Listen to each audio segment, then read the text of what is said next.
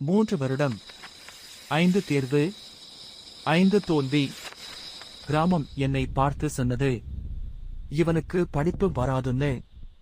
ஆனா ஒரு குரல் மட்டும் நம்பிக்கை வைத்தது. அது அம்மாவின் குரல். ஒரு நாள் இந்த வீடு இவனால்தான் வாழும் என்று. மின்சாரம் இல்லாத ஒரு இரவு, மண்ணெண்ணெய் விளக்கின் கீழ் புத்தகங்களோடு கனவையும் சேர்த்து செந்தில் படிச்சுக்கிட்டிருந்தான். அப்பா கேட்டார், இவ்வளவு படிச்சு என்ன பயன் என்று. செந்தில் அமைதியா சொன்னான், அப்பா, இப்போ தோல்விதான், ஆனா முடிவு இன்னும் வரலை என்று. இறுதியாக 6வது அட்டெம்ப்ட்.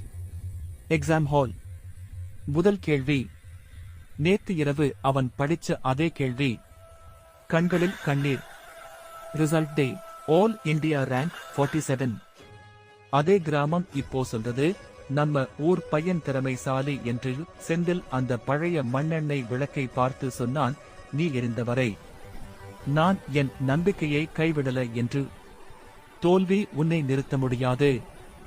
நீயே நின்றால் மட்டும்தான் உறுதியாக இரு. வெற்றிக்கொள்.